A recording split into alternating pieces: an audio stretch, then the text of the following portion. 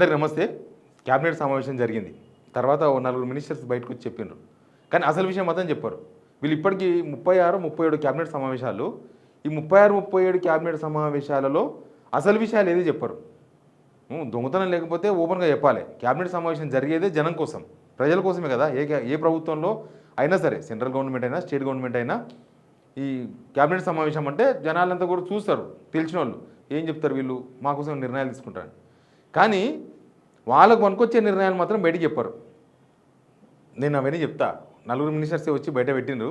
Media boycott చేసింది వీళ్ళ press మీట్ని.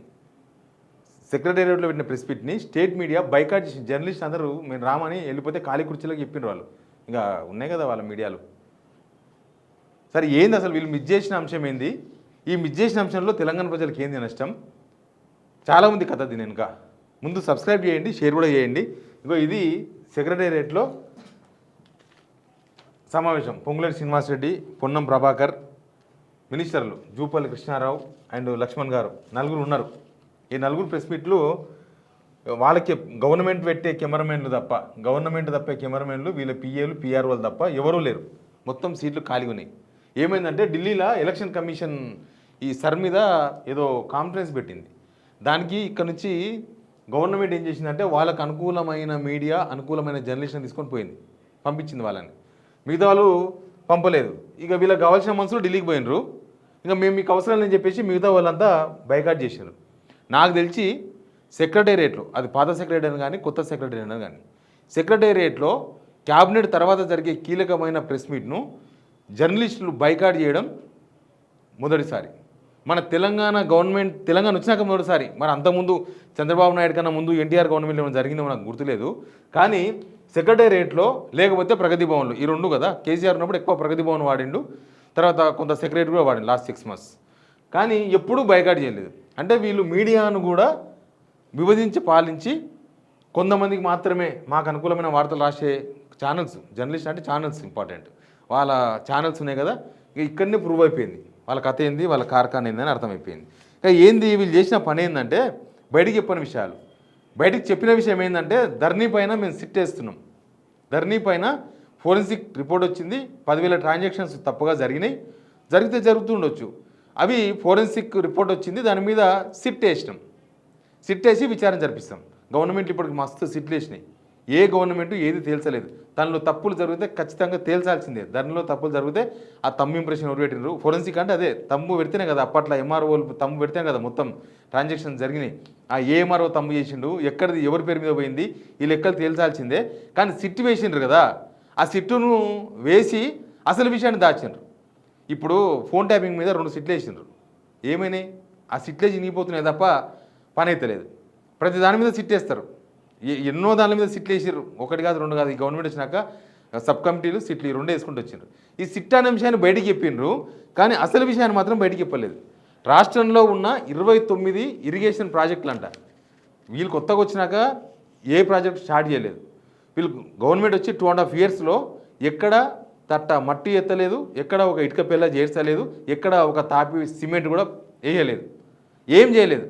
కానీ ఉన్న ఫలంగా 1,64,000 అంతకుముందు గవర్నమెంట్లో ఈ ప్రాజెక్టులు అంతా కలిసి 1,00,000 పెండింగు, ఇప్పుడు అన్ని రకాలవి కలిసి 1,64,168 కోట్లు ఉంటే దాన్ని 2,91,128 కోట్లు, 77%. ఇది మ్యూచువల్. ఇక్కడ అందరు ఉన్నారు. మినిస్టర్లు ఎందుకు సప్లై చేస్తలేరు? రేవంత్ రెడ్డి ప్రభుత్వానికో, ప్రభుత్వం చెడ్డ పేరు వచ్చే విధంగానో, లేకపోతే ప్రజలకు నష్టం వచ్చే విధంగా నిర్ణయాలు తీసుకుంటున్నా మినిస్టర్లు ఎందుకు స్పందిస్తలేరంటే అందరు పార్ట్నర్స్ అనమాట. ఈ పార్ట్నర్సు తేడా వచ్చినప్పుడు మాత్రమే బయటికి మాట్లాడతారు. తేడా రాకపోతే మంచిగా సర్దుకొని ఎవరి పని వాళ్ళు చేసుకుంటారు. అందుకే వీళ్ళ మీద తీవ్రమైన అవినీతి ఆరోపణలు వస్తాయి. 2,91,128 కోట్లకు పెంచారు, 77%. ఇది ఒక మౌఖిక ప్రతిపాదన. అయితే ఒకటేసారి ఇన్ని కోట్లు పెంచితే తెలంగాణ జనం ఊరుకోరు కదా. ఎందుకంటే వీళ్ళు 1,00,000 కోట్లు కాళేశ్వరం ఖర్చు అయిన 96,000 కోట్ల ప్రాజెక్టుకే 1,00,000 కోట్లు ఖర్చు పెట్టినని ప్రచారం చేసి అధికారంలోకి వచ్చిన వాళ్ళు ఈ గవర్నమెంట్. తర్వాత జనాలకు అర్థమైంది, అరే 96,000 కోట్ల ప్రాజెక్టుకు 1,00,000 కోట్ల అవినీతి ఎట్లా జరుగుతారా బాబు, ఇది అబద్ధమని తేల్చేసుకున్నారు. తర్వాత అసలు 96,000 కోట్ల దానిలో ఇవన్నీ చాలా ఉన్నాయి. చాలా ప్రాజెక్ట్స్ మనం చూస్తూనే ఉన్నాం కదా. మల్లన్న సాగర్ కానీ, కొండపోచమ్మ కానీ, ఇక్కడికి వస్తే గంధమల్ల కానీ, ఇవన్నీ మనం చూస్తూనే ఉన్నాం. మళ్ళీ ఇవన్నీ మంచిగా ఉన్నాయి. ఒక మేడిగడలో 2 పిల్లర్లు కుంగితే 1,00,000 కోట్లు ఎట్లా గోదావరిలో పోసినట్టు అవుతుంది. అసలు కాళేశ్వరం ప్రాజెక్ట్ స్టార్ట్ చేయగానే వీళ్ళు ఎత్తుకున్నది ఏం తెలుసా, అవినీతి కోసమే కాళేశ్వరం ప్రాజెక్ట్ తీసుకున్నాడు. అవినీతి కోసమే అని కాంగ్రెస్ వాళ్ళు తీసుకున్న లైన్ ఇది. దానికి బీజేపీ వాళ్ళు కూడా సపోర్ట్ చేశారు. 1,00,000 కోట్లు తిననీకినే 1,00,000 కోట్లు తింటే ఎట్లయితుంది, పని అవుతుందా?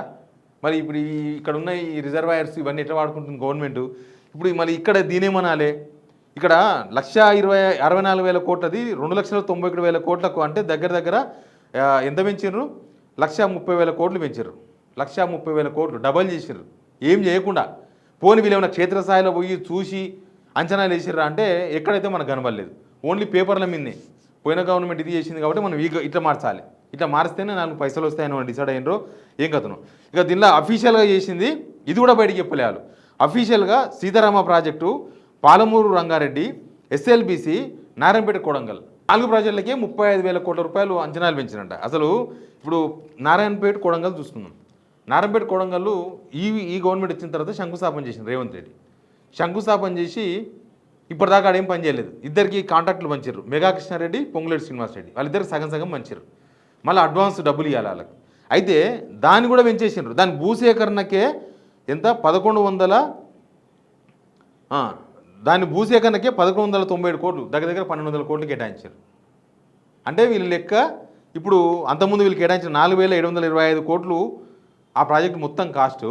ఆ మొత్తం కాస్ట్లో 1,197 కోట్లు, దగ్గర 1,200 కోట్ల రూపాయలు భూసేకరణకి ఇచ్చిర్రంటే దీని అంచనా ఎక్కడ పోతుందో అర్థం చేసుకోవాలి. తర్వాత పాలమూరు రంగారెడ్డి నేను పొద్దుగాలేస్తే నేను పాలమూరు బిడ్డను, నేను నల్లమల బిడ్డను, నేను పాలమూరు నాకు ప్రజలే నన్ను సీఎం చేసిండ్రు, ఊర్ల రామకృష్ణరావు తర్వాత నేనే ముఖ్యమంత్రి అని చెప్పుకుంటారు రేవంత్ రెడ్డి. ఇప్పటిదాకా పాలమూరు రంగారెడ్డిలో ఏం చేయలేదు. నార్లాపూర్లో పంపు మునిగిపోతే దాన్ని కూడా తీయలేదు. అంతకుముందు కేసీఆర్ సెప్టెంబర్ 2023లో స్టార్ట్ చేసిన పంపునే ఇన్ని రోజులు బంద్ పెట్టి మొన్న స్టార్ట్ చేసామని చూపిస్తున్నారు. దాన్ని అంట 55,086 కోట్లుంటే 35,000 కోట్లు ఫస్ట్ స్టార్టింగ్ ఉండే 2015 స్టార్టింగ్ అప్పుడు. తర్వాత 2023 నాటికి 55,000 కోట్లు అయితే ఇప్పుడు దాన్ని ఇంకొక 40,000 కోట్లు పెరుగుతుంది, ఇంకా ఎక్కువ అవుతుందని చెప్తున్నారంట. అంటే ఎక్కడ పోతుంది? అదే 1,00,000 కోట్లు చేస్తున్నారు వీళ్ళు పాలమూరు రంగారెడ్డి. ఏం చేయరు. ఈ 2.5 ఏంటంటే మేము డిజైన్లు, సిమెంట్ ధర పెరిగింది, ఆ ధర పెరిగింది, ఈ ధర పెరిగింది అని చెప్తున్నారు. అసలు ఈ 2.5 ఇయర్స్లోనే మీరు ఇవన్నీ చేసి ఉంటే ఈ ధరలు పెరిగేది కాదు కదా. వీళ్ళ గవర్నమెంట్ వచ్చిన కొత్త అలా వీళ్ళు చాలా విచిత్రంగా మాట్లాడినారు. Warangal hospital, super speciality hospital కడుతున్నారు జైలు గురించి. ఆడ 300 కోట్లు 200 కోట్లు అంచనాలు పెరిగినాయంట. పెరిగితే దాని మీద మేము సిట్టేస్తాం. అట్టెట్లా పెంచిర్రు, అట్టెట్లా పెరిగింది? 3 సంవత్సరాల తర్వాత 200 కోట్లు పెంచితే అట్టెట్లా పెంచిర్రు అన్నారు. ఇక్కడ 2.5 సంవత్సరాల్లో డబల్ చేసి పడేసారు మొత్తం, అన్ని డబలే. సీతారామ ప్రాజెక్టు 13,058 కోట్లు దాని అంచనా మిగిలిన పనికి. దాన్ని 19,308 ఒకటే ప్రాజెక్టులో 6,000 కోట్లు పెంచేసిండ్రు. అంటే దగ్గర 48% పెంచారు, 48%. తర్వాత పాలమూరు రంగంలో ఇంకా మ్యాటర్ ఏం తెలుసా, ఈ 4 ప్యాకేజీలు 6, 11, 15, 11, 17 ఈ 4 ప్యాకేజీలకే 2,351 కోట్లు పెంచారంటే మొత్తం ప్యాకేజీలకు 8,000 కోట్లు పెంచుతారో ఇంకా తెలియదు. అదో పెద్ద కథ నడుస్తుంది. తర్వాత ఎస్ఎల్బిసికి 4,500 కోట్ల నుంచి 6,000 కోట్లకు పెంచారు. ఇంకా పెంచాలంట, అవసరానికి బట్టి ఇంకా పెంచాలన్నమాట. మరి ఇది సరే, మీరు ప్రజల కోసమే ఈ ప్రాజెక్టులు కడదామనుకున్నారు, ఓకే, ప్రజల కోసమే పెంచాలనుకున్నారు, మంచిదే. ప్రజల కోసం చేయాలనుకున్నప్పుడు 2.5 years బ్యాక్ చేసి ఉండాలి ఒకటి. రెండోది, ఇది సీక్రెట్ ఎందుకు పెట్టినరు, రహస్యంగా ఎందుకు పెట్టినరు? జనాలకు చెప్పొచ్చు కదా, జనాల కోసమే కదా చేసింది. మీరు క్యాబినెట్లో తీసుకున్న నిర్ణయాన్ని ప్రజలకు చెప్పడానికి ఎందుకు భయం? ఇది జనం డిసైడ్ చేయాలి. ఇప్పుడే కాదు, అంతకుముందు క్యాబినెట్లో తీసుకున్న చాలా నిర్ణయాలు ప్రజలకు చెప్పలేదు. దీన్ని ఏమనాలి? దానికి ఈ 4 మంత్రులు వచ్చి అంటే రేపు నాడు ఎవరైనా తిట్టుకుంటే ఈ 4గురినే తిట్టుకుంటారు, మాకేం సంబంధం లేదని ముఖ్యమంత్రి అనుకుంటున్నాము బహుశా. అందుకే 4 కూర్చోబెట్టి బుద్ధి ఉన్నది మాట్లాడమంటే రేవంత్ రెడ్డి ఇంకా ఎక్కువ ఆయన నోరు ఇంకా ఎక్కువ ఉంటుంది, కానీ పొంగులేటి శ్రీనివాసరెడ్డి కానీ ఎక్కువ మాట్లాడుతున్నాడు. చూద్దాం ఏం జరుగుతుందో. మీ కామెంట్ కూడా చాలా ఇంపార్టెంట్, వాల్యుబుల్ కామెంట్ బాక్స్లో కామెంట్ చేయండి. Please subscribe.